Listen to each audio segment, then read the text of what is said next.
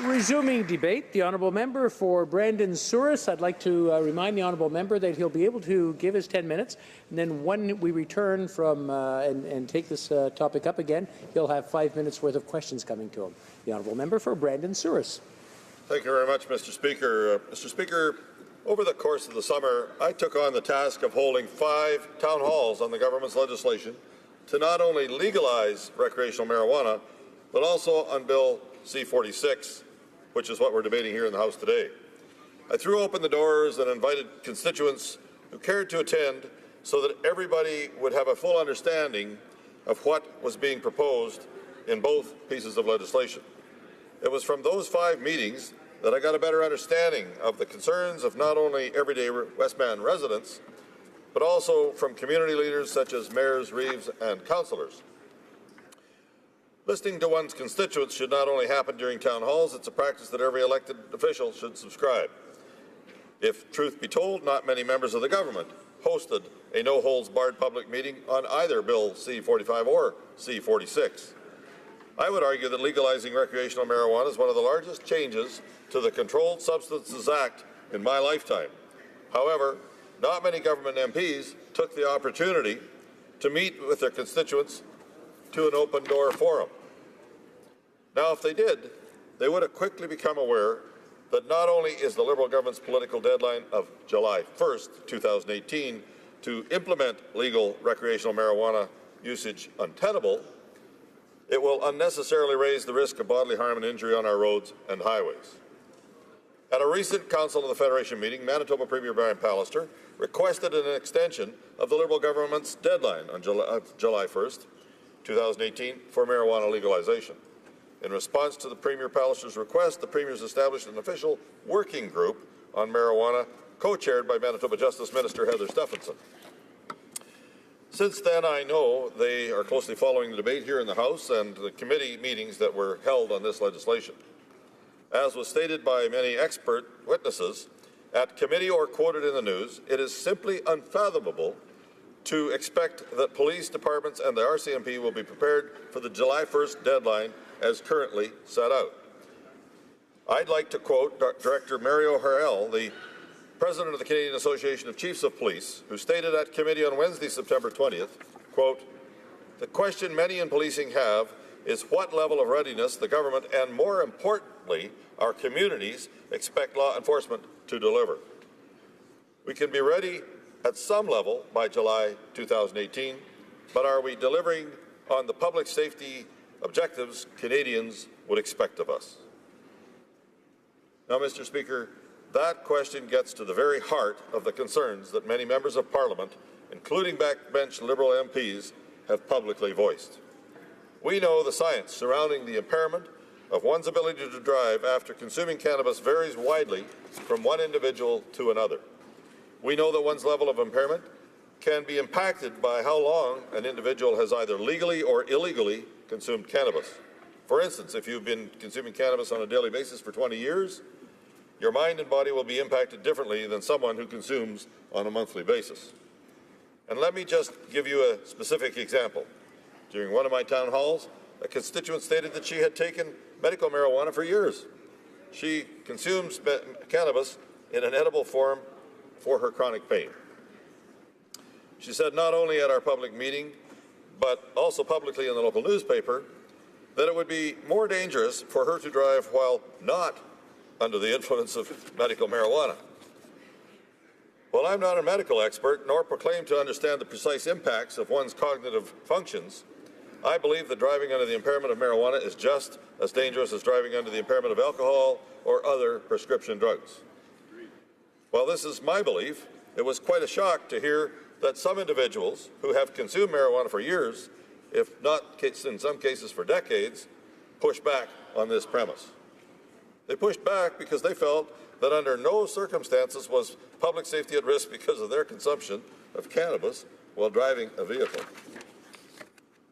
This is a huge concern, Mr. Speaker, and I am quite certain that if a Conservative member of Parliament is being told this, it begs the question, what other long-term beliefs are held by Canadians who have long consumed marijuana?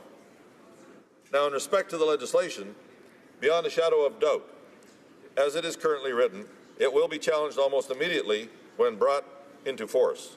The reason I am so confident of this, in saying this, is that, unfortunately, Canadians will be caught and charged for driving under impairment of cannabis. And it is safe to suggest that the criminal defense attorneys will be looking at every available avenue to lessen the client's charge.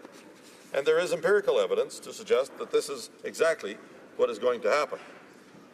We know that the current drinking and driving laws are some of the most heavily litigated areas of criminal law. And in respect to determining the exact nanograms of THC per ml in blood, it was good to see that even Liberal MPs, such as the member from Coquitlam, Port Coquitlam, ask about the objectivity determined standards for marijuana the police can measure against. What was disconcerting was that the Minister of Justice did not respond directly to her own colleague's question. However, she did note they have set up a drug-impaired driving committee, but neglected to answer his question of setting the benchmarks to determine impairment. Now, I'm not the only one who's asking these questions. According to the Canadian Bar Association, they recommend that the federal government base any measurement of blood drug concentration on proven scientific evidence that links the concentration of THC to impairment. According to their briefing to the Minister of Justice, they outline the difficulties of introducing specific blood drug concentrations, of setting an objective standard for penalizing a person, and then linking the findings to impairment. They even go as far as saying that legislating specific blood drug concentration levels is problematic. While the Canadian Bar Association is probably well aware of the legal quagmire that will soon engulf our nation's courtrooms, it is wise to take a moment and reflect on if the government is rushing ahead without the scientific data to back up their legislation. We all want our roads and highways to be safe from those who make the callous decision to get behind the wheel after one too many beers and soon to be one too many tokes. With that in mind, it is troubling to hear that from legal experts and marijuana users that the Liberal government's legislation may not hold up under heavy scrutiny and well-funded legal defense team. The other aspect of concern is that the costs associated will be borne by the provinces and the municipalities regarding C-46. This was one of the most concerning matters raised by other levels of government. Earlier this summer, I wrote the Parliamentary Budget Officer, requesting a costing analysis for implementing the Liberal government's legislation to legalize marijuana. I received a response from the PBO last month describing both a lack of transparency by the Liberal government and an intention to offload costs onto provinces.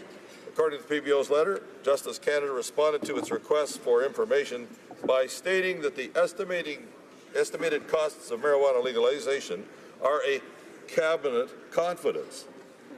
Similar responses were provided to the PBO by Public Safety Canada and Health Canada. Quote, this clearly indicates that the federal government does have access to some cost estimates of bills C-45 and C-46, but without that information, it would be difficult for the Office of the PBO to provide a reasonable cost analysis, the PBO wrote in response to my letter. I requested an in-depth costing analysis for several areas of concern for my constituents, including the cost of education campaigns and workplace health and safety regulations. We know the Prime Minister has thrown out the idea of sharing any federal excise tax equally with the provinces, but even that was not enough to calm the nerves of the premiers and their respective finance ministers. May there be no illusion of any member in this House that with the passage of C-45 and C-46, the policing costs, legal costs, and court delays will go down. The fallacy purported by some well-meaning but ill-advised commentators about how police force resources will now miraculously be shifted from cracking down on simple pot possessions to much more serious matters is but a dream. As with anything the government regulates, legislates, and oversees, there will be no cost savings when equipment training, bureaucracy, and simple paperwork are all accounted for. And secondly, as the provinces have announced, they are going to make the purchase of legal recreational marijuana so restrictive, your neighborhood pot dealer just gave a loud round of applause as his business will prevail in the near future. the issue of legalizing marijuana for recreational purposes while also updating the criminal code so that the police have a necessary tools and legal framework to keep our streets and highways safe are not necessarily bound by one another. I would suggest to all members that under no circumstances should the legalization of recreational marijuana be pushed forward without at least some time after C-46 is brought into force. And not only should C-46 be allowed to be tested and prodded and probed, the federal government has the responsibility to fund the vast majority of upfront costs of doing so. The provinces and municipalities should not be taken for granted, and their cause of concern on the timelines proposed in the Liberal legislation should be heeded as well. As I've stated on many occasions, the Liberal government should wade carefully into the full legislation of recreational marijuana. They need to move beyond its politically motivated deadline, disclose the true costs of marijuana legalization, and provide municipalities and provinces with the resources they need to ensure safety of all Canadians. And in closing, until that time, this legislation should not move forward, and I encourage the Liberals to listen to the myriad of voices who echo similar apprehensions. Thank you, Mr. Speaker.